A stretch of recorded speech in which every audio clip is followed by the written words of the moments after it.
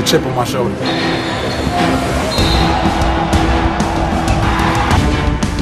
We gathered the 3 most successful coaches in Chicago basketball history. They combined 13 state championship rings. Once you give it, you take it back. Coming together to give Chicago the show it deserves. What a play by Terry Cummings. Of the best basketball culture in the world. This is 13 Rings.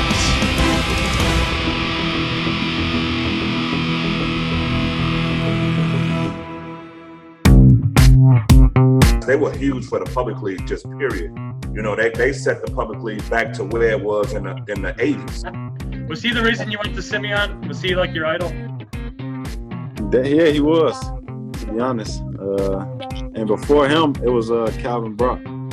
Like, I've never played in like a rivalry as like intense as that, like SIMEON-MORGAN. People don't understand like how big that is.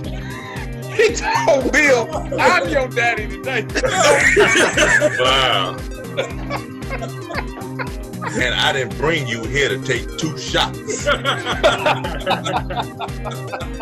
know, it was just something about GROCE that I love. I love his energy. I love his communication. He was excited when he saw you. You could just hear it in his voice. To sacrifice and do as well as work a job and have other things that you want to do. So that's definitely most important for me that I would take as I'm raising my family. Hey, Bill, that was going to change with him now or with Let's go.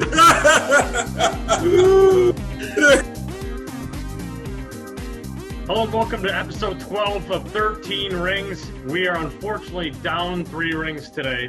Ty had a family emergency. Our thoughts and prayers are with him and his family. But we're rolling on with an issue that is very near and dear to our hearts, all 4 of us.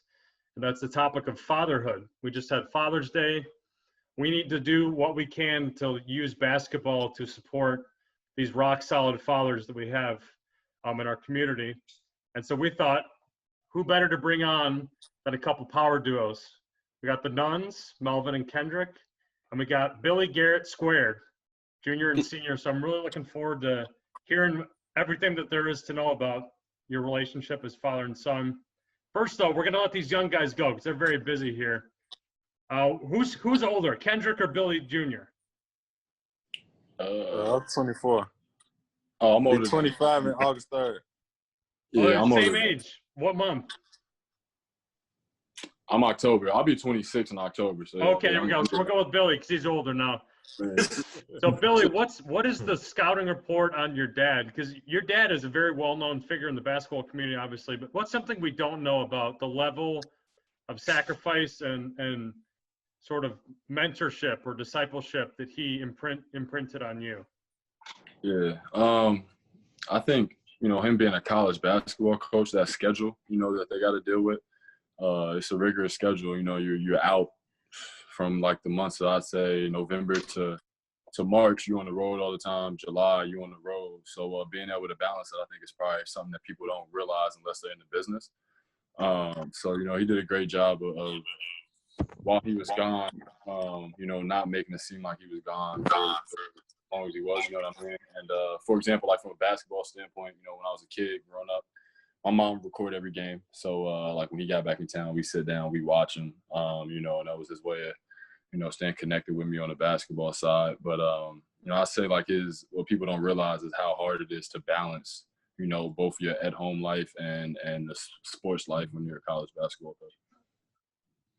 That's great insight. I think, Kendrick, what's something that we don't know about your dad? Same thing, very well known, sort of as the public side of him.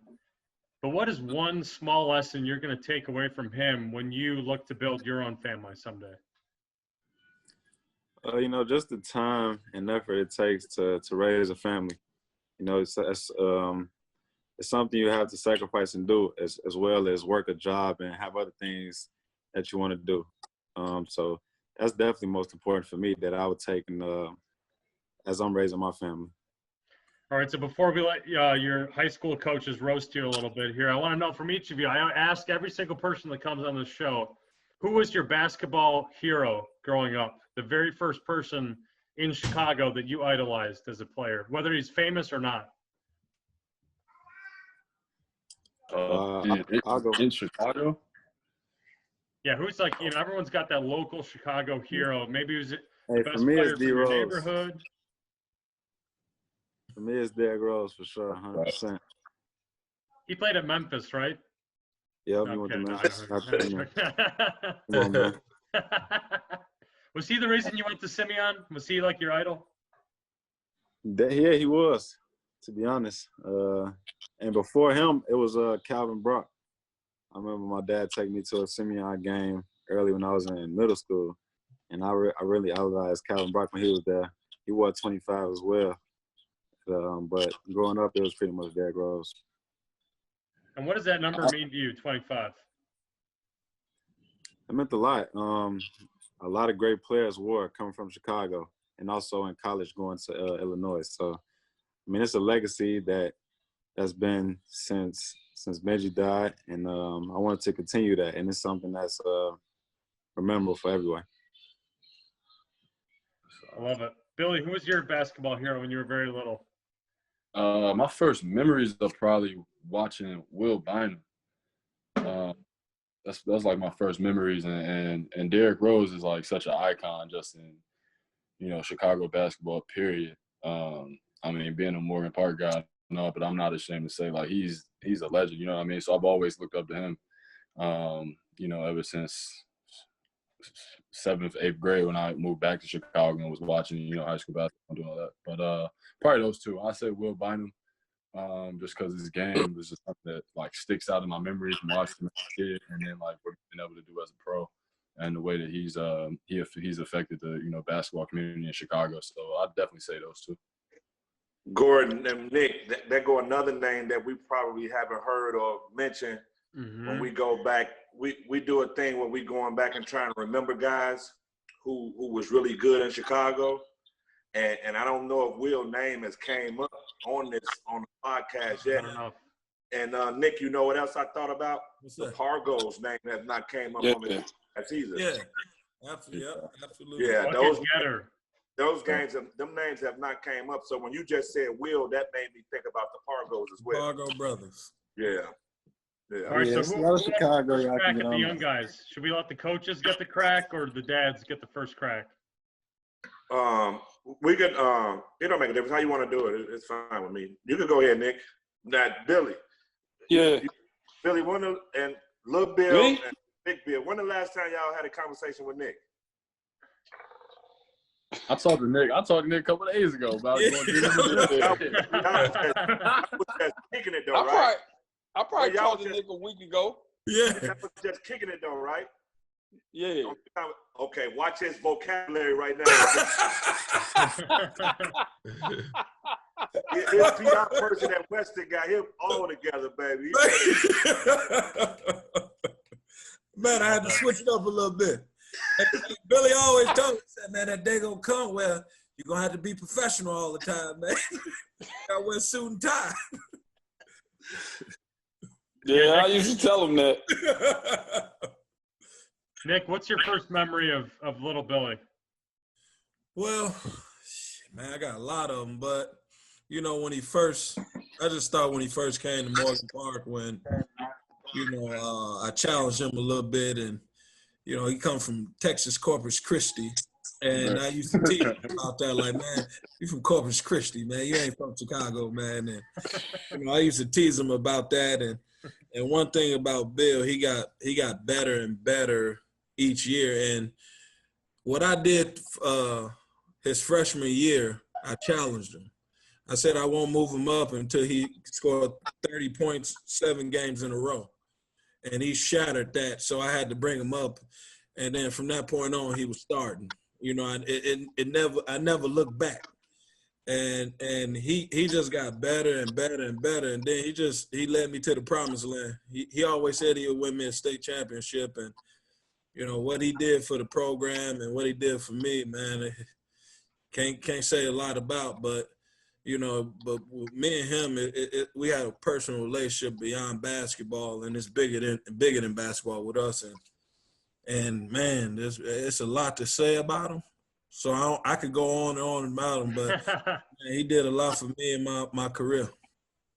And Billy Sr., what makes you most proud of Billy Jr.? Something that we don't know, that we don't see on TV when we watch him. Oh, I guess probably just the way, like his perseverance and drive, I guess. You know, and like his dedication to just trying to get better. He reads a lot, and you know, with you know, sickle cell, he's been evil kill. He just keeps driving. He just keeps going. Like Pops used to tell me and Nick, you gotta just keep going. And you remember that, Nick? You gotta keep going.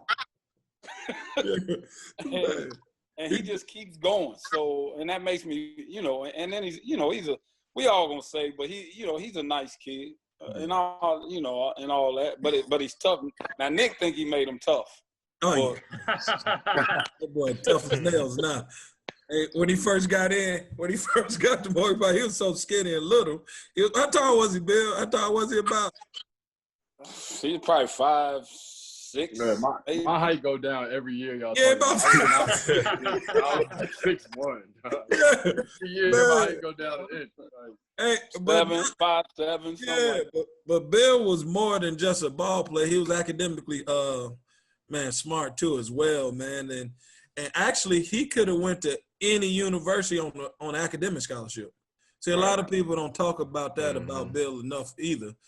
That he could have went anywhere. You know, he got some scholarship money to go to DePaul. So I mean, he academically is smart too. Yeah, my just, you know, not coaching them and just being around them and, you know, having to do scouting reports and stuff that on them. It was unbelievable, his growth from freshman year to senior year. And he always been a good kid, always respectable, play the game, play hard. And at that time, you know, that was the heart of the SIMEON-MORGAN Park thing going on. So it was really huge at that time. And for Beck Park to still be there, you know, was huge. And Big Bill, we chopped it up all the time because of my brother-in-law actually played for Billy at Corpus Christi. So, you know, that was one of the first people that went down there from Chicago. Was my brother-in-law was the first people to go down. Yeah. Rob sent me 3 guys. So, 2. Yeah. 2. My brother-in-law and Tim Green. Yep, and Tim Green. Yep. So it's always been good, and Bill been he's always been like that. So it's just good to see him still being able to play basketball and do the things that he's doing and be successful, you know, still to today. Truth be told, Rob, you sent me more guys than Nick. Nah, there you go. Hey, I sent you your son. I'm supposed to say. This is a therapy session. Bill really supposed to call him Simeon. In hindsight. We're not going to talk about that, man. That's over. We had that conversation. All right, so Mel supposed to be with me. He supposed to say Kendrick with me. Hey, you was the first one to ask for him. Yeah. Yeah, right. Back when my daughter was at Morgan Park as a freshman. I must have been the second. I want to hear this Man, story. what I tell you, Ken, he don't miss open shots. Man, Billy been saying that for years. Yeah. So I want to hear the story about how this all went down. So Rob and Nick and both the dads, you know, what's your first memory of Kendrick as a ball player? When do you first remember seeing him or hearing about him? Well, for me, Melvin, I think we might have talked about this before, but I and Melvin been knowing each other since high school. You know, so when Kendrick first started playing, Melvin was always talking about him, and then he brought him to Simeon to camp. And I watched him play, and I told Melvin, you know, he had a real good chance, you know, but I didn't say much to Kendrick, so I don't think Kendrick really thought I wanted him, you know, because I didn't say much to him, but Melvin knew. And then after I just sat down and just told him, like, hey, look, this is the best place for you. You're going to be fine. And that was the end of it. And then, Nick, your little story went out the window, whatever. I know, man. I was done.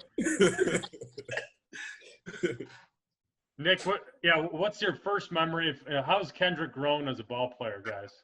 Oh man, he grown a lot, but he always been a natural scorer. He always put the ball in the basket. Man, I always loved him because he could shoot. I love shooters. So, you know, when I first laid eyes on him, I said, "Ooh, man, you could get a lot of buckets in my system." You know, I knew I had Billy coming in. So I was like, okay, Marquis Williams. So I said, oh, man, we have a three-headed monster. I was putting it together. Then Melvin broke my heart, man. He said, man, I got to go home. I got to go home to Simeon. You know how that is. You know how that is. Kendrick, man, he was a major league scorer. And then he got athletic as the career went on. And, man, I'm not surprised what he's doing by no means. I think we talked about this in one of our podcasts about him, just how when you watch him right now in the NBA, his flow of the game, you wouldn't even think they're a rookie because of how he just fits right into what stuff's going on. And the way he reads the ball screens right now and the way he's able to finish in the lane and understand the game has been huge. And for me, like just watching him, you know, from a freshman to a senior, you could see those things, you know, and the biggest thing about him, and Billy had to go through these same things, those guys are really good guys. They sacrificed a lot with their teammates, you know, because they could have been stars at other places, but they wanted to go someplace where they were going to be coached really well. Win and learn. Good guys and learn how to play with good players because they knew when they got to college it was going to be that way, you know, and that's a tribute to them and they pops to say, hey, look, we want to put you in a place where you're going to be able to strive and be good and understand the game and then be prepared later on in life. And that's what they're doing now. That's a tribute to you too, Rob and Nick. But like Kendrick, from what I remember when he was young, I mean, and even now, he knows how to play with a quote unquote superstar. And then at the end of the game, you're like, well, who's the star? Yeah. You know what I'm saying? Because he's patient, and when his time comes, he delivers. And then the next thing you know, he got 20. And then the next thing you know, he dunking on you. And then you're like, well, who's supposed to be who? So Mr. Melvin, what's something we don't know about your son that we have not gotten a chance to see on TV? What's something that we don't know about him that you're proud of? Man, his will and his drive to continue to get where he want to go, because you know that NBA wasn't given to him. He had to work hard, and he probably had to work harder than most people that's 6'2" and 185 pounds. You know, he just didn't give up. You know. And he's been like that pretty much his whole life. And that's with academics, with basketball, his responsibility. That was his will. I gave him things to do. He listened, he did it. You know, the main thing I wanted from him was to get that degree. And he got it. You know, he was a very good student as well. You know, he never had no problems, you know, with academics. And then, you know, just playing basketball was just easy because he'd been doing it since he was 3 years old. You know, so he loved to go in the gym. If I wasn't in the gym, he was in the gym. So it's his will and determination to, you know, to go and get what he wants to get for himself. Could have been one of the top 10 students at Simeon, but he was lazy. Yeah. But he still got the grades that he needed to get, which was B's or better. But he could have had all A's if he just would have stayed. Oh yeah, about to get all A's. You know, definitely. If he wanted them, he could have got all A's. He just, you know, like I'm just gonna. This B is cool. I'm straight with this. I'm gonna qualify. I'm gonna be straight. I'm gonna get a 20 on the ACT, and I'm gonna do this, and I'm fine. But we knew that already, and these two guys were huge for the public league during that era of their time, and they had some teammates that was huge for it. Of course, Jabari and Marquise and those guys, they were huge for the public league, just period. You know, they set the public league back to where it was in the 80s. When they I've got a question. So, you know, I'm all about. Hey, can I say this right quick? Please. The only player at Morgan Park, as a father and as a spectator, I was afraid of Billy. When Billy had, Billy 6'5", and when Billy started to make that jump shot and drive to the bucket, I used to say, "Oh, the Marquise, them guys. No, when Billy had that ball and Billy was in the flow and Billy was hot, I said, man, get the ball out of his hands." So if the ball wasn't in Billy's hands, I was fine. And he had a coach that say, "Go get him." Man, go, if you get 40, get 40. That's amazing. So I've got a bunch of questions, but first is, I'm all about, this podcast is about actually improving the community. It's not just about talking. I think every single dad listening to this and every single player has had those times where things are not going according to plan and things are not coming easily. And I think Melvin and Kendrick, you guys are a great example of how to just stay the course, because it's not like you graduated college and the NBA was handed to you. So what I want to know is, Melvin, how as a father did you coach Kendrick through that kind of the low point of having to earn his way? And then Kendrick, what did your dad do well to help coach you through those moments? Well, you want to go? You go. Yeah, I go. I mean, first and foremost, like, coming up, I would say my message to the youth is, like, sometimes you don't agree with what your parents decide, you know what I'm saying? You probably want to do things your way. And something that was real big growing up was I listened to my dad, and the decisions he made for me was the right decisions. Cause maybe it was sometimes where I wanted to do other things, and he told me the right thing to do was to go to Simeon. Cause I'm gonna tell you how this, like, my sister is a year older than me, so she went to Morgan Park her freshman year. Tell her like it is. So I wanted to go there, you know what I'm saying? So I wanted to go there to Morgan Park, and I told him that, and he was like, the best decision maybe you to go to Simeon. So I listened to him, and the rest is history, you know what I'm saying? So, and a brief message was just to simply listen to your parents, you know what I'm saying? That's real big. So I know you're a confident guy, but that kind of hurts when it's like you want to go straight from Oakland to the NBA. You just want that to be like this. But I know it was not a snap. You kind of took the Patrick Beverly route where you grinded your way through it. What was his message to you in those years when you're trying to make it to the league? Well, I had a vision as a kid, and I had a dream, you know what I'm saying? And that dream still was able to become true as a collegiate player. So I just set up the path of what I wanted to do, and the best decision was to go to Oakland so I can get that exposure on the NBA level. Because if I went overseas or something like that, I would believe it would have prolonged the process. So to be able to play that my senior year in college was huge for me in my career, and I think that was the biggest part.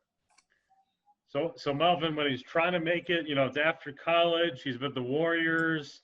They don't quite have a spot for him, even though he was great behind the scenes with the Warriors. Right. What was your coaching? Like, there's a lot of young dads who have kids that are, maybe they're not getting the traction they want. What's your message to those dads listening about when your kid goes through tough times? Let your son find his way. Let your son find his way. Don't interfere with what's in front of him, because you're home and he's in another state. He's in practice. You're not in practice with him no more. So you don't know what's going through his head. So you got to pretty much give him a call, ask him, hey, how was your day? How was practice? Then when you're watching him play, I used to watch him play so much that he surprised me when he was on that floor, when it came to, when he went to Oakland and then he played that year in the G League. I can tell that he matured so much on the basketball floor. It was crazy. you know, I almost couldn't say anything because I already said everything.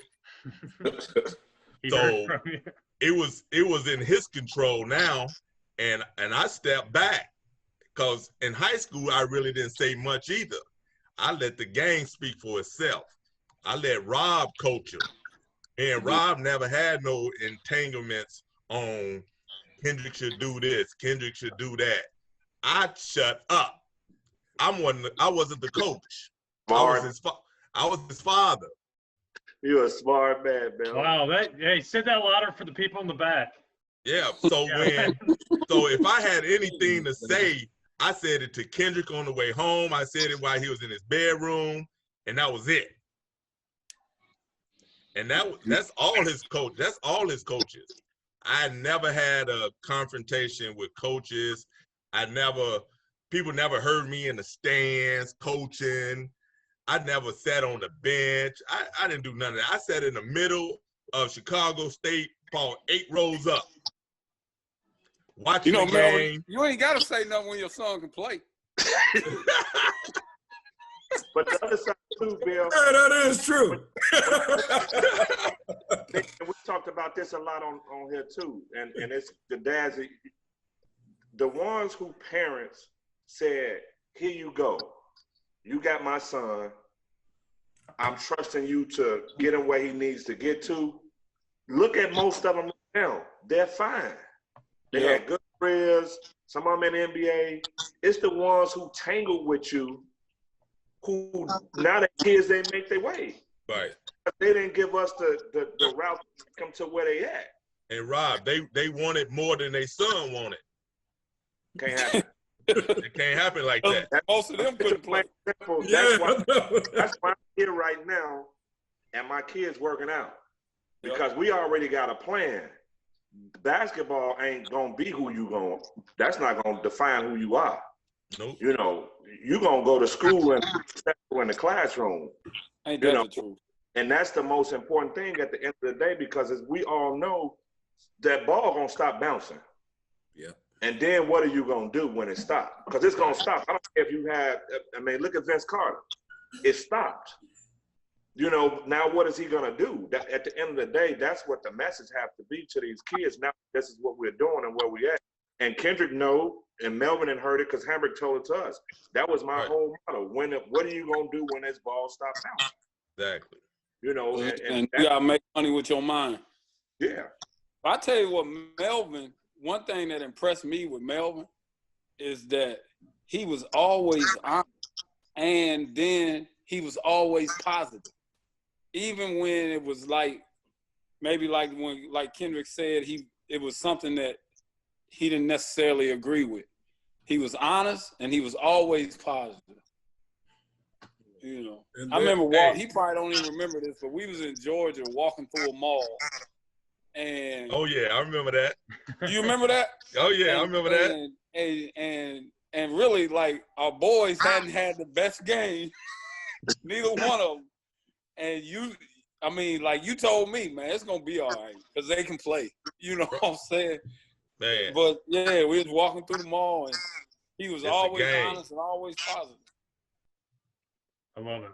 Well, we promised the young guys we keep them for about 5 minutes, and it's been 30. So should we let them go? I don't want to let them go, but should we let them go? No, they good. If they got something else to say, then that's fine. But it's up to them. If they want to stay, they can stay. If they want to go, but if they got something else they want to say before they go, that's fine too. They ain't got nothing to do. Hey, I gotta eat dinner, man. I gotta eat dinner. Hey, before we let you young guys go, what's one mystery of Chicago basketball you want to hear about? Like a mysterious player who you don't know what happened to him, or a question you have. You know, like we're gonna explore like what happened to King basketball. You know, like that's a big question. Is there a player that you want us to talk to, or something mysterious you can think of before you go? I mean, I can't think of anything now. I mean, I know a lot about Chicago basketball. I was gonna say, my Chicago basketball history is pretty solid. I'm trying. So they think they don't have anything to learn. Are we gonna accept that, old guys? Billy know everything about Chicago basketball, man. That's true. So what we're trying to do and what we're gonna do on one of these things what we're trying to do. So it's been coming up like, and we kind of know like what happened to James Brandon. Right. You know, right. What happened to these people? Like, how did King go from being this powerhouse to just being a regular school here now in Chicago? So we're just trying to figure out how those things happen, you know, on here, and how can we find out? Because it's a mystery. Like, what happened? What was the problem? What happened? I mean, King go from a power to you don't even know they're still over there. Hey Rob, there was a dude that I thought sure was gonna play in the NBA. One dude at one time I thought he was the second best player in Chicago behind Michael Jordan. Who was that? Mike Herman. Yeah. See, there you go. I mean, what happened to Michael Herman? When I saw him, I was like, whew. Yeah, Michael Herman was a bad boy. Tell me about him. He probably, in his era, he was the number one player in his class, right? Am I right? I don't know, but I know he could do it. Yeah. But he was really special. He went to Hales first, and then he went to King. You know, he played in Indiana for Bobby Knight. Average 20. Yeah, as a freshman. Yeah. You know, average 20 as a freshman, and then that kind of fell apart. So we don't really know what transpired after. But that's what them are the things that we're trying to find out, like what happened to the people. But Billy and Kendrick, thank you guys, man, for taking your time out for this. Thank you so much, guys. Yeah, We've no been problem. doing this for a while now. Yeah. Us four, Ty's not here. We wish Ty was here, and we could have added Okafor in with you guys or something like that. That might be another show with Okafor and Jabari. We're just trying to figure some stuff out. But we started this whole platform because people didn't think that we got along. Us, Nick, and Ty, we got on. Wow. And they understand it ain't. We just want to win. That's all it was. It ain't making it competitive coaches. Yeah, we just wanted to win. It wasn't that we ain't like each other. We just like when y'all was on the court. Oh, they want to kill each other on the court. I enjoyed it too. See, Billy and him and Kendrick, they both was tough. So it was a good battle. Hey, Nunn, that's when Nick was saying that winning the city championship was the most important thing. No, it wasn't. Hold on. That's when we was winning the state, so he was running around talking about. Then we beat them your senior year. Yeah, last game we got that. Yeah. Oh yeah, we got that. Hey, who got the better of you two when you played each other in the G League though? You know, I think we haven't played each other yet. I haven't played in the G League. You guys didn't ever play against each other that one year? No, we never played. Wow. Okay. Weird. Someday. Nope. I think I don't think we was we in that G League at the same time? I think we were, but we ain't never y'all just wasn't on our schedule for real. Like we didn't play. Right. The West Coast teams, like you ain't always play every team in the other conference. So y'all was like one of the 3 or 4 teams we ain't never played for real. Wow, that's interesting. I will say this though, like since I've left high school, like I've never played in like a rivalry as like intense as that like SIMEON-MORGAN. People don't understand like how big that is for at that time how big that was for high school basketball for real. Like it don't even compare like to the intensity of those games. Us being in Chicago, packing it out, how serious everybody used to take. Like I'll be walking through school, like we wouldn't do no work, no nothing that day. Walking through school, like you ain't talking to nobody. Everybody in school, like win, man, y'all gotta win. At the time, like honestly, they was getting the better of us for the most part. Yeah. So like, man, like that's senior year when we won that game. Like I never been a part of something like I cared about so much, like as far as the rivalry was concerned, man, because like they were so good, and then like just the games were so intense. It was amazing for her to be a part of that. But did you hear the moment?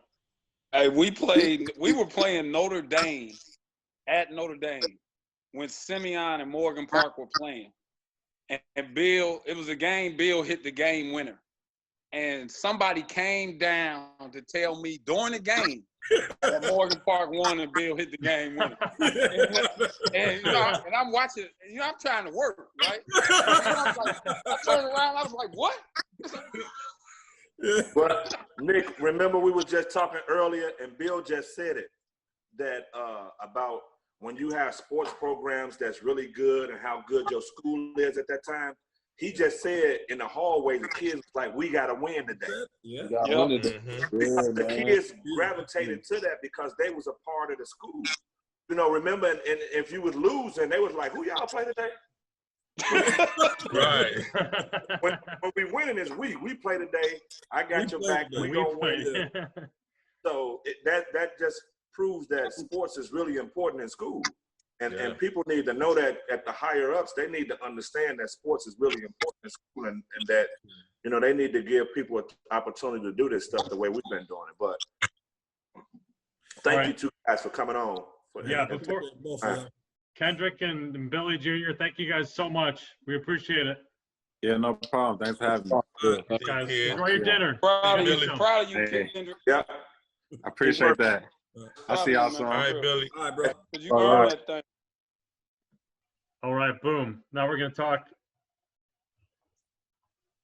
to the vets. And then, I mean, it's my opening. Thank you guys for doing this. We talked about it about 3 weeks ago about having some parents on, probably. Yeah. And a lot of people see this. So coaches, parents, players. So we keep it as real as possible. When you talking as real as possible, so people can understand, you know, what it takes to be a parent of a kid like a Billy Garrett doing high school, or Kendrick Nunn doing high school, and those type of things. And then having to deal with coaches like myself and Nick and Ty and Goody, guys who really doing it, so they can understand what it really means to be a part of that program, you know, and how you guys dealt with it as well. But so thank you guys for taking the time out. No problem, man. No problem. Glad to do it. Yeah. Y'all helped raise my son. Yeah. I wasn't here. I tell Nick all the time, you know, how much influence he had on my son, and you too as well, Rob, with the rivalry. I mean, that helped mold who he is now. Yeah. Yeah, I'm telling you. You know, it takes a village. Right. Yeah. Bill never bothered me coaching me because Pops wouldn't let us get on Bill too much anyway. He was like, just let him play. Right. When Bill was a freshman and Wayne was out, and this is the year Nick and them won the city, but Bill was a freshman and Wayne got hurt. So Bill had to play well for them to win. And I ain't say nothing to Nick the whole year. I never said anything to Nick. I'm like you know, like Melvin said, Nick was the coach. I let him coach. I ain't want nobody come and tell me how to coach. Right. So anyway, I walked through the door, and Bill and them need to win or they out. And I'm walking across the court, a little bit late for the game, and Nick yells out to Bill, "Don't even look at that so-and-so today. I'm your daddy." No. Yes, he did. He said, "Don't even look at that so-and-so today. I'm your daddy. I ain't got time for that." That's what he said.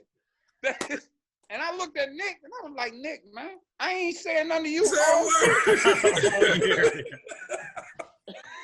He told Bill, "I'm your daddy today." Wow. How many people could say that and get away with it? Not many. No. Hey, Rob, do you remember Kendrick Nunn's second sophomore game against Curie? Sophomore team go to Curie to play Curie after beating Marshall. At Marshall, Kendrick, I think his first game at Simeon as a freshman, he scored 19 points. And then the second game, they go to Curie, which is probably was the best sophomore team in the city at the time. Kendrick took, I think, 1 or 2 shots the whole game. They lose by 1. The next day in practice, Rob had sophomores on one side sitting down. He had the varsity team on the other side sitting down. After he got through talking to the varsity team, he come over to the sophomore side. First thing he said, "Kendrick, man, I didn't bring you here to take 2 shots."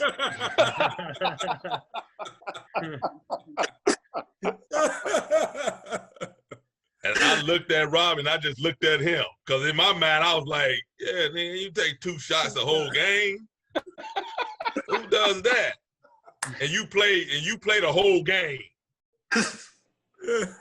And so after that, that was a wrap. I'm talking about that was a wrap. Rob, Coach Thomas, didn't have to tell him to shoot the ball no more.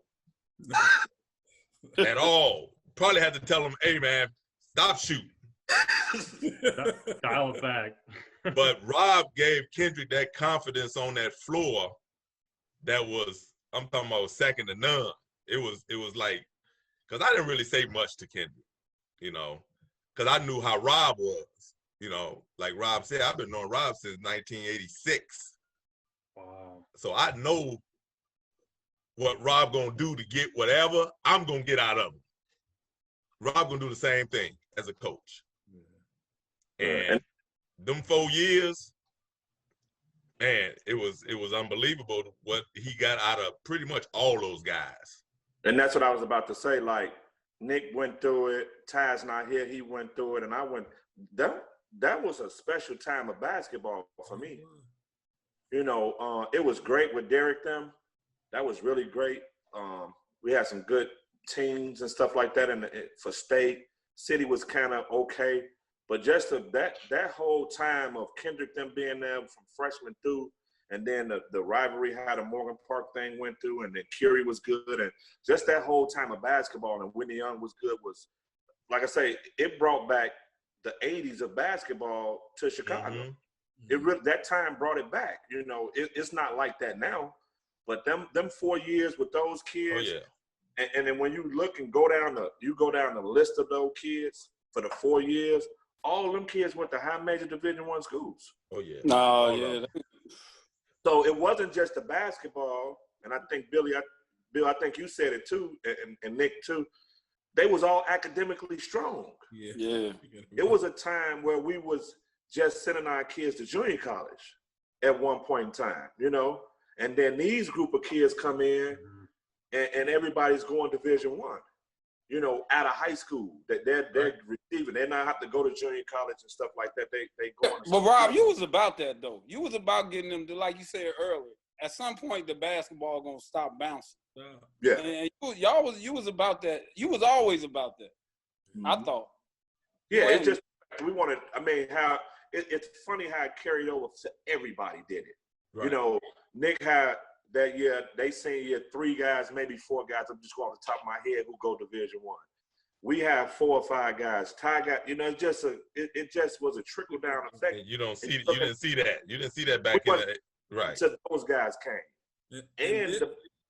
Bill got 2 out of that class. Was it 2 or 3?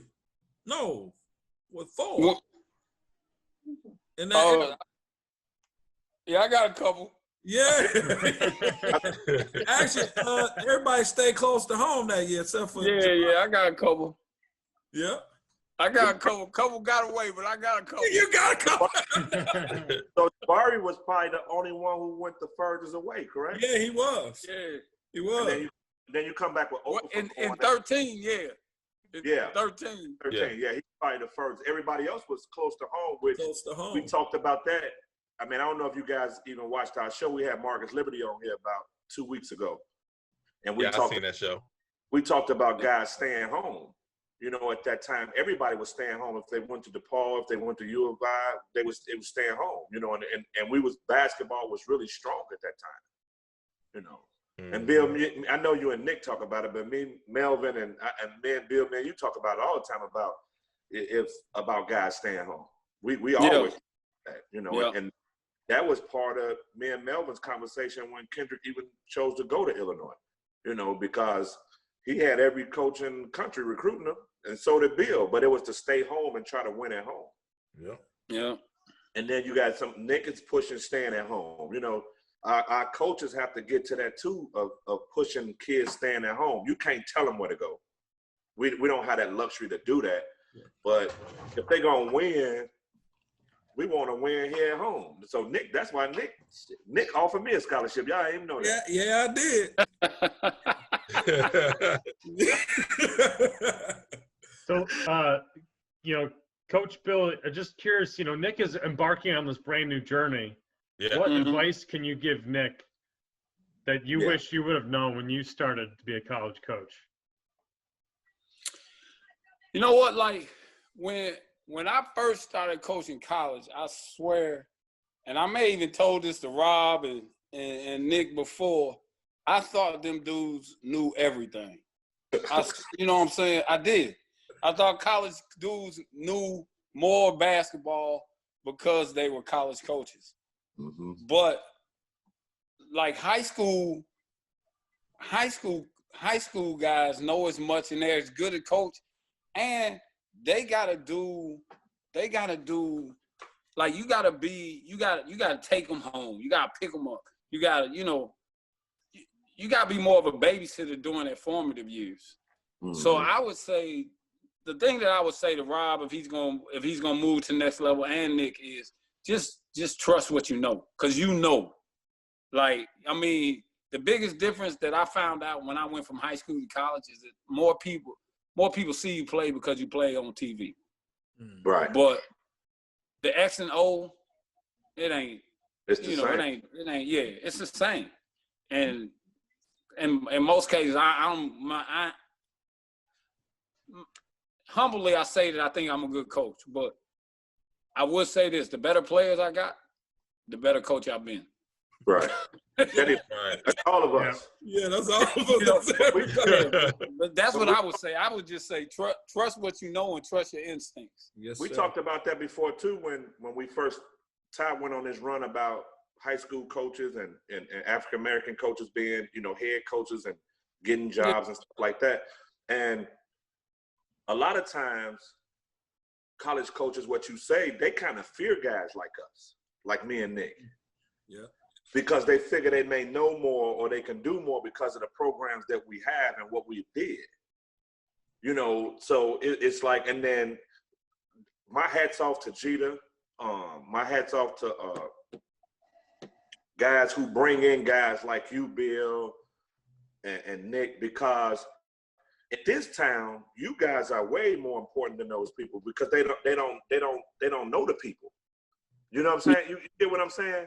So Lato is I love Lato. He's one of my favorite. I love him. But in this town, people are gonna gravitate to you and Tim more because of you are here. You get what I'm saying? Yeah. So some guys, they feel inferior. They're like, man, they're gonna be pushing to these guys more.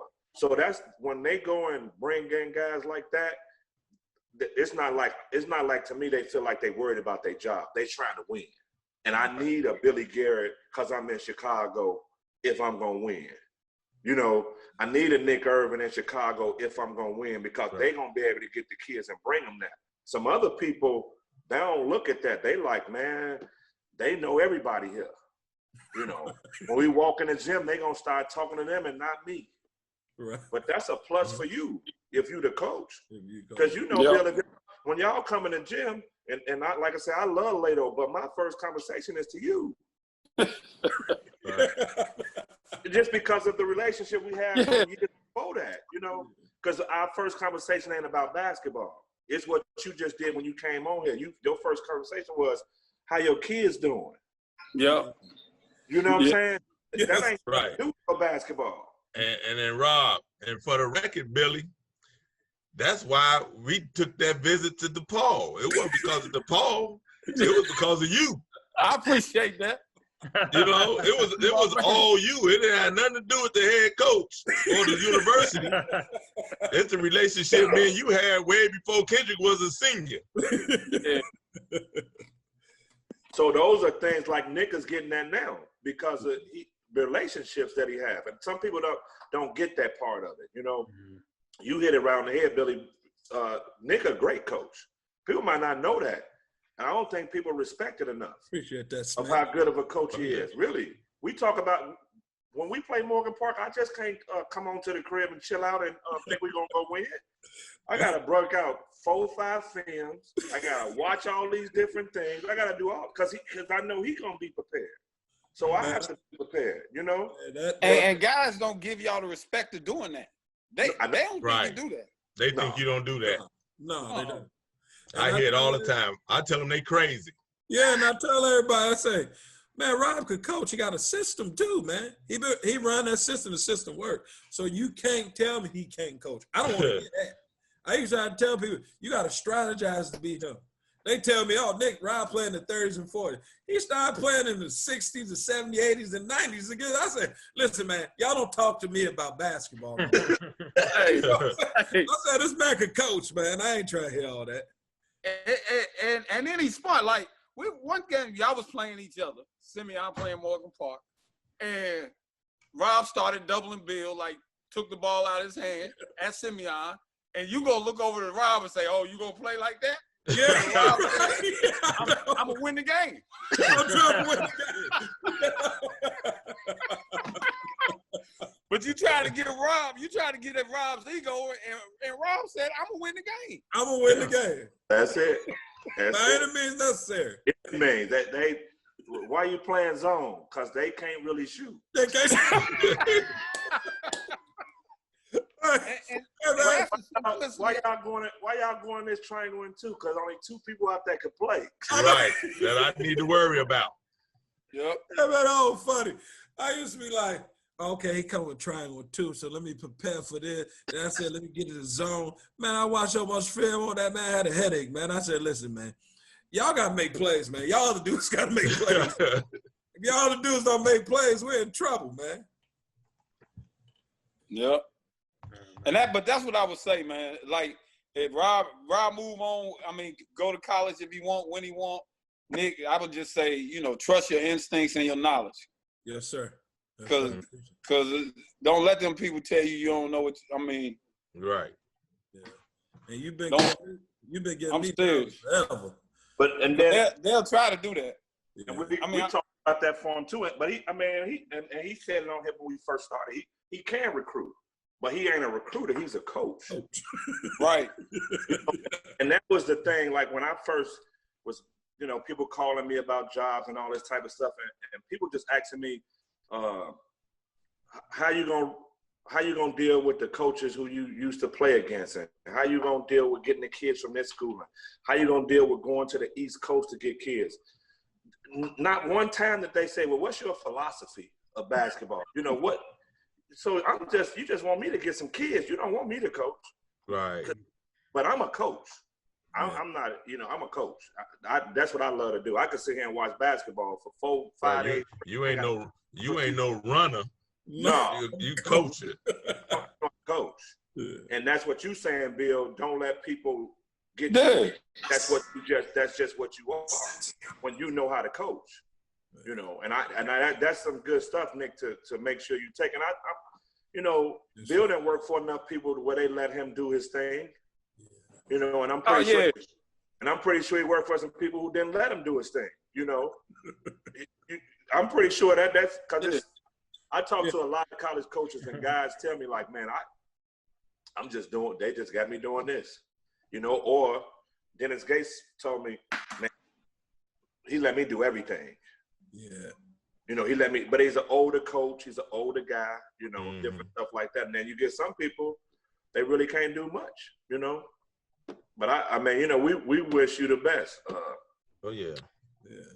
I'm kind of sad you're gone. You're going to do well. You're going to do well. Kind of sad you're gone because you had to come to Simeon this year. I already know the outcome. Oh, you know the outcome already? Boy, it's going to be ugly. Yeah, that's what he gonna look over there and be like, dang, that's Nick over there still. Melvin and Bill, since Kendrick them left and we started going to play in Morgan Park, neither one of us have won a home game. No. Oh, for real? No. Really? Wow. We haven't beat them at Simeon, and they haven't beat us at Morgan Park since them kids left. No. Wow. That's crazy. Yeah, that's crazy, man. Oh, man. Wow. Yeah, that's crazy. That's going to change this year. Hey, Bill, that was going to change with him now or with Oh, let's go.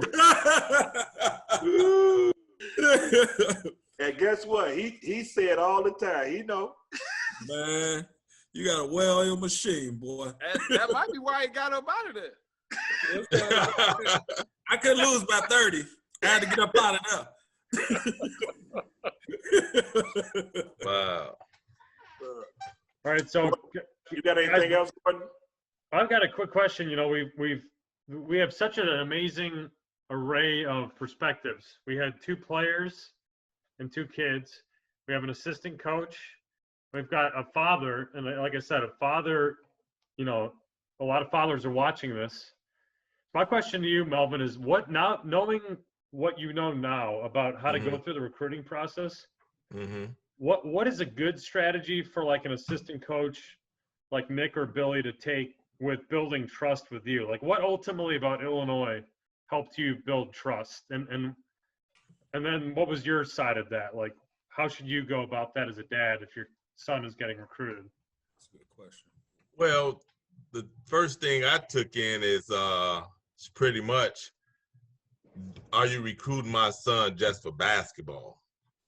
Because if it's just for basketball, that's not the good place for him to be, is with you. First, you got to get to know him as a person. And, you know, academics, number 1, and then basketball. And are you going to be fair? Because you got to be fair to somebody that's going to be out there giving they all. But if you just going to tell him stuff, because I'm a very good listener, and I take things in and I remember things, what you say and what you do. So if you say these things and then all of a sudden it's different, you know, then we're going to have a problem. But it's all about, you know, trust, you know, giving the guy that you're recruiting a fair chance when he gets there and when he leaves, you know, and treat him with respect on and off the court, you know, and make the players accountable for everything they do in the classroom, off the court, and on the court. You know, and I'm a kind of talker. I call a coach twice a week just to, you know, chop it up with him. Yeah. You know, and sometimes I used to call coaches and we didn't talk about Kendrick at all. We just talked about, hey, what's going on? How's your team? You know, the coach might call me and say, man, how's work? You know, those things are good. So now he cares about the whole family. He cares about you, he cares about the player, he cares about your household. So if he just care about the player, no, you just want him for basketball. And like Rob said, go ahead. And like Rob said, you know, basketball gonna end one day, so we just ain't gonna talk about something is not gonna last. Right. That's a 4-year thing. So, you know, like Nick, you told me that your mom, you know, God love her, loved John Groce, that he was just a very real guy. Was that part of it? Was that a Paris Parham thing? Like who did you build trust with, and who's a good example of what you just said? You know what? It was both, because Groce offered Kendrick when Kendrick entered his sophomore year when he was at Ohio. And I just, you know, it was just something about Groce that I loved. I loved his energy. I love his communication. He was excited when he saw you.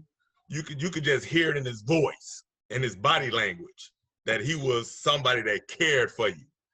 Yeah. And when he got the job at Illinois, you know, I almost had the chills because I was like, man, this is because Weber wasn't recruiting Kendrick really. Really? Yeah, Weber said some crazy crap to Rob, what position I'm gonna play him at. I remember Rob told me that. Rob said, what position you want him to play? You know, so I wasn't so keen into Illinois. If Weber even would have started recruiting Kendrick, it would have been real hard for me to get Kendrick to go there. But when Groce got there, it was almost like, man, I think this is it right here, Kendrick, because this guy loves you. Yeah. And he loved Kendrick. And then, you know, pretty much it was a chance for me to get Parham a job. You know, so we had that advantage to help somebody from home to get a job, and that's what happened. But Parham did a lot to get Kendrick as well. But GROCE was probably the main reason that he went to Illinois. And then that was just that pipeline, and I don't know the actual number of it, but if you look at it, it's only probably between Pierre Emmanuel and Simeon that had the kids that from the state to go there. Mm-hmm. You know, if you go look at it, you know, kids. Deion Thomas, Kevin Turner, Calvin Brock, Notary, Garrickson.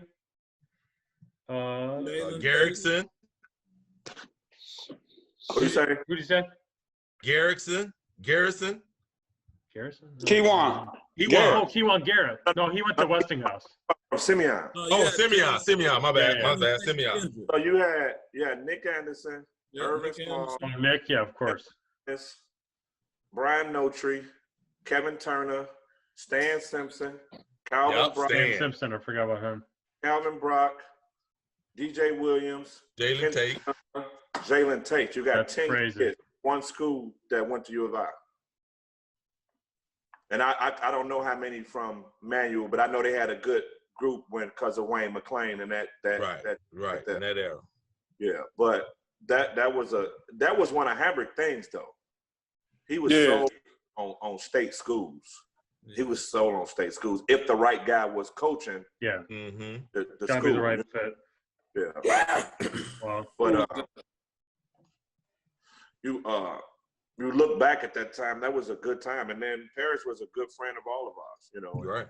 That kind of helped out some stuff with him and some other stuff. And, you know, Nick is in that same situation. I mean, Gordon, you know, we was on here talking about it and I had all been running and raving about, you know, giving guys a chance, and he's saying he was, you know, too old. And then when Nick got the job, it kind of boomed our whole search. Yeah. Man, Smith, it's time to join. It's time to bump on up. Awesome. Oh man, you see my son over there working out. I see. He working out. But this should be good for our parents. Mm-hmm. You know, it should be good for our parents to understand. Like Kendrick has been gone from Simeon how many years now? 7, 8. And Billy's been gone 7. And we still seven. have conversations 7, and we still talking to their parents like they still go there. Yeah. You know what I'm saying? That's huge. It's not just like Melvin said, they played basketball for us and now they just gone out our lives. You know, we still talk to the kids, we still talk to the parents. You know, that stuff is still there. And that's why I think some of those kids be successful. Because the trust that the parent has in the coach. Oh, no, there's no question about that. It's like what Rob was saying and what Nick, both of them epitomize and they show you is that it ain't a 4-year commitment. You know, it's a 40-year commitment. I mean, when Bill get married, if Nick ain't at the wedding, and if Rob ain't at Nick's, I mean at Kendrick's, right? There's something done happened. Something wrong, right? Right. You know, and that they are committed to them kids, and parents know that. You know, but it's like, I mean, what's the name said? I mean, Melvin said it the best is he let Rob coach. Rob was the coach. Melvin is the daddy. Yeah. And then you know the relationship it don't end at graduation. That's when it starts. Right. Pretty much, yeah. I was giving Billy advice at when he went to DePaul. I was going to the games like screaming from the stands like I'm still coaching him. Yeah. You know, like, Bill had his best games when Nick was there. Yeah. I'm like, what, man, let's go. What you doing, man? You know, sometimes kids need to hear that voice. Yeah. They know Nick, how many times did I call you over the years and say, would you please Yes, you did. Because he ain't listening to me. But that's the other thing we just talked about too, Nick. That's why some of these kids need to stay at home. Yeah. Because that voice gonna be there. Yeah. In North Carolina, and we know, and I ain't saying you're going to the University of North Carolina, but if you're in a school in North Carolina, we kind of know our parents ain't got the resources to be at them games like that all the time. Right. You know, and then when things not going right, they can't look up there and see them faces or them voices they used to hearing. Mm-hmm. You know, at least when they're at home, you got a chance to be there, you know, family members, friends, all those things to hear those voices, you know, because we know it ain't gonna all go right. You know, I mean, it's funny because we're on here talking about kids. Melvin was my college coach. Wow. You know, and I remember he was my college coach in junior college. And, wow. And that's how you go about you having somebody there who you could trust. Yeah. So we playing in Thanksgiving and we lost my freshman year. We lose at Thanksgiving at home. And my coach, which is John Morrison, who is Adam Morrison's dad, say he ain't feeding us. So I'm like, all right, I'm going home. I'm going back to the shack. I quit. So they don't know, but I called my mother and like, look, they ain't about to feed me. I'm coming back home. She said, how you gonna get here? So we having practice the next day, and now everybody go upstairs, but me and Cyrus. And Melvin come downstairs. He come down into the dorms. He like, man, really? Y'all about to do this? Really? Y'all really about to do this? And I'm like, all right, Mel, we back. And but we went up there, and him and Coach Morrison ran us like some dogs. But that was Adam Morrison's dad? Yeah. But it was just a relationship. If that had been somebody else, I'd have been trying you would have been on the first Greyhound smoking. Yeah. I'd have been doing something. But since it was him, it was like, okay, I respect this. Let me go back up here and do what I'm supposed to be doing. You know. But that's what, Nick, you're gonna have. Billy, you've been doing that for years. That when stuff ain't going right, you guys gonna be able to go grab them guys and say, "Come on, man, let me talk to you." Let me talk. You know what I'm saying? You really, you doing this over this, really, man? Come on, come on, man, really. And that's all Melvin said was really y'all tripping over this. Y'all tripping over this? Come on, man. Yeah. Let's Come go. over my house, man. I'll fry y'all some chicken. That's a different story than, remember, we had Antoine Walker say that he went to Patino's office freshman year, and he said, hey, I'm thinking about transferring. You better give me more playing time. And Patino's answer was, all right, let me know. Let me know. He said, let me know. I was like, whoa, different approach. So. Yeah, but that goes back to those relationships that Melvin talked about and Billy talked about it. Because for Bill to come play for his dad was great, but I would have not liked to see. I'm glad he went there, but how would it have been if he'd have went someplace else? You see what I'm saying? And who would have had that relationship? He would have been transferring back to DePaul. Yeah. You said what? He would have been transferring back to DePaul. and Bill was in a hard spot too. Bill was like, all these guys recruiting him. You know, he like, man, but he got to come play for me. So I said, Bill, you know what, man? You got to go to DePaul, man. So that's why he went to DePaul, because I was like, Bill, that's your spot right there. Mm-hmm. You know, I hand-delivered him to Billy. Hey, it worked. It was a great decision. Yeah. It was a great decision for him. Yeah, it was. That was a great career. It was. To tell the truth, Nick did make it. He did take a lot of weight off of my shoulders, though. Man, that's the truth. Because if Nick would have said, because they were so close, I think they might even call each other by their first names in the huddle. Yeah. You know what I'm saying? Like, that's how close they were. Yeah. Mm-hmm. Yeah, man. And Nick made it easy for Bill to go to DePaul. And that helped. And Rob did me the same way.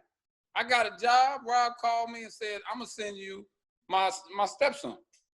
Yeah. That's how I gotta be. And that's Tim just, Green, and then he sent Lamar. yeah, you know, people get it. We was on here with Paris 3 weeks ago, and he was telling us about how when he worked at Maryland Eastern Shores, and how hard it was for him to recruit kids up there because he wasn't from there. You know, Yeah. wrong to be not helping you guys here in Chicago. That's, to me, I feel like that's wrong.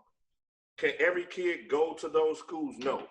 But I honestly think that first shot should go to the schools here if the coaches are doing what they're supposed to be doing and trying to get the kids.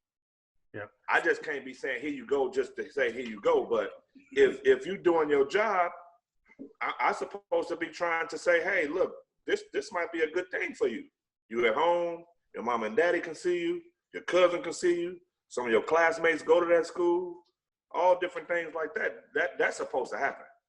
You know, because when you win national championships and stuff like that, our kids play at Duke and win. That's North Carolina and Duke. It ain't Chicago. It's not.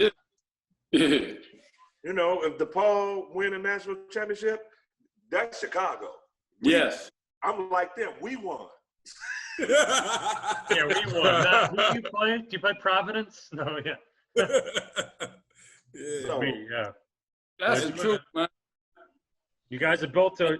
And I remember, you remember when I used to have a team camp? yes. And we had team camp, and basically Nick and Rob legitimized my team camp because they said, okay. So when they come, everybody want to play them. Everybody, man. But on the outside looking in, everybody think like Rob and Nick don't like each other, and all the coaches bicker back and forth, but they just competitive. And there was a team from out of state that, remember, they started fighting. We talked about that on here. Remember, Nick? Yeah. We just talked about that on here. I'm telling you, if you would have seen all our Chicago guys band together, there ain't nobody else. And they told them dudes, no, that ain't you ain't in the right place. You ain't in the right place. You gotta get up out of here. You ain't. I had to send them dudes out the back door, and then we went right back to playing. They went right back to competing at the highest level that they could compete at. We started playing like ain't nothing happened. Yeah, like ain't nothing happened. Man. There was some good team camps too. Yeah. Y'all made them good though.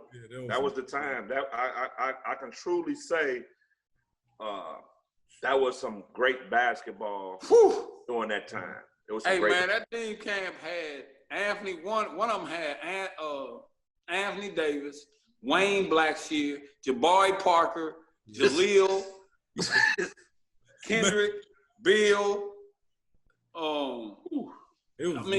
Just hey, man, them camps was loaded. Cliff. Yeah, it was a Mike flood. Henry. Yeah. Man, that thing was loaded. Yeah. That was the good old days. Yeah. Yeah, no problems, man. I love it. Good old days. Well, should we let our guests go, guys? What do you think? We hold them hostage. Kids, but first of all, before y'all go, man, thanks y'all again for coming on. Yeah, had a great Thank you time. so much. This thing has got bigger than we probably thought it was gonna be. Simply because we was doing it when it was the COVID, so everybody was like, "Okay, we're in the house, let's do it." And then after stuff started breaking up, we like, "No, let's not stop," you know. And we just trying to figure out the right guest to have on. Today, you guys were the right guest with both of y'all sons. And Thank you. anytime, Great time. Melvin or Billy, if y'all got any suggestions, like, man, y'all should probably bring these people on or talk to these we're all people. ears. We all. Well, before I go, man, I need because people don't get to say thank you enough, man. I need to thank you and Nick for the influence that you had on Bill and all these kids 18 and under in Chicago. Oh yeah. You don't know how much you helped their life, and that's what it's about. But just speaking for my own, you know, and I try to tell y'all as much as I can. Appreciate that, man. And then tell Mrs. Garrett I love her, man. She the real MVP, man. Hey, he was the one that was like, Nick, you gotta get on Billy. You ain't on Billy enough. Sit him down. Sit him down. Like, man, if he ain't doing right, oh man, she right here, Nick. Oh, she right there. Where she at? Oh wow, she's right there. Hey, mama. Hey, he's put me on camera and I'm not even appropriately dressed. You look fine. I'm sorry. We're all family. Yeah. Guys, thank you so much again. Just really, short notice you guys were on. Can't thank you enough for taking time. Oh yeah, no problem. Oh, thank you. Appreciate Thanks, it. Mel. Appreciate it. Melvin, I'll send you this once you get it uploaded. If you want to see it, send it. And then Bill, I'll send it to you. It'll be on Saturday. Okay, cool. All right, appreciate y'all.